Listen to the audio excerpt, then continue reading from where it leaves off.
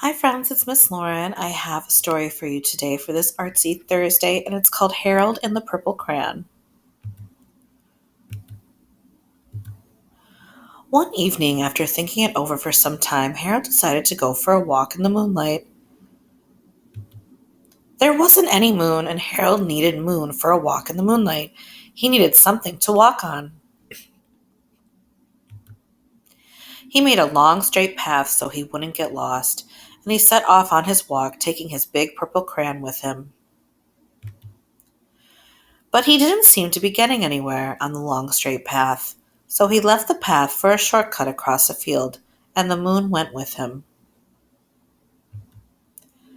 The shortcut led right to where Harold thought a forest ought to be. He didn't want to get lost in the woods, so he made a very small forest with just one tree in it.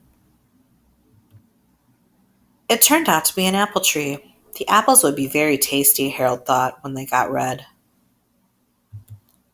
So he put a frightening dragon under the tree to guard the apples. It was a terribly frightening dragon. It even frightened Harold. He backed away. His hand holding the purple crayon shook.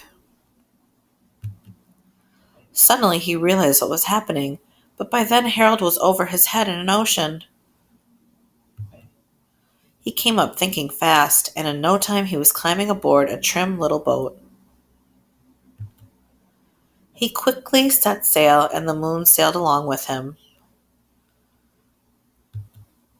After he sailed long enough, Harold made land without much trouble. He stepped ashore on the beach, wondering where he was. The sandy beach reminded Harold of picnics, and the thought of picnics made him hungry, so he laid out a nice simple picnic lunch. There was nothing but pie, but there were all 9 kinds of pie that Harold liked best.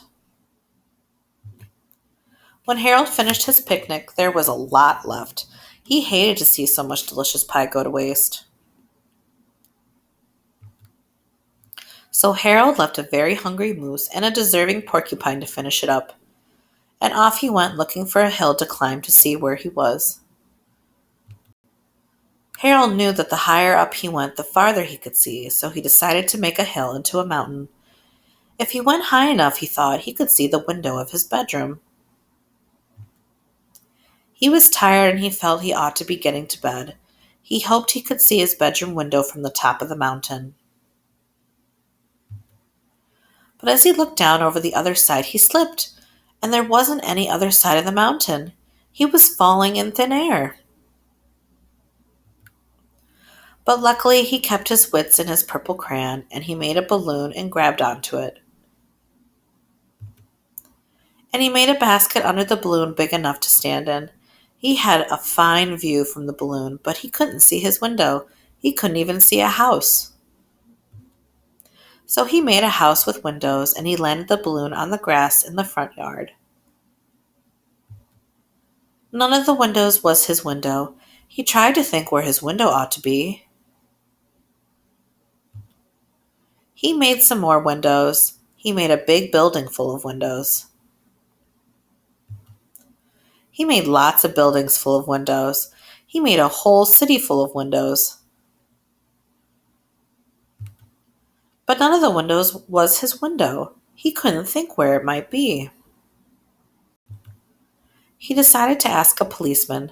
The policeman pointed the way Harold was going anyway, but Harold thanked him. And he walked along with the moon, wishing he was in his room and in his bed. Then suddenly Harold remembered. He remembered where his bedroom window was when there was a moon. It was always right around the moon. And then Harold made his bed. He got in it and drew up the covers. The purple crayon dropped on the floor, and Harold dropped off to sleep. The end. I hope my friends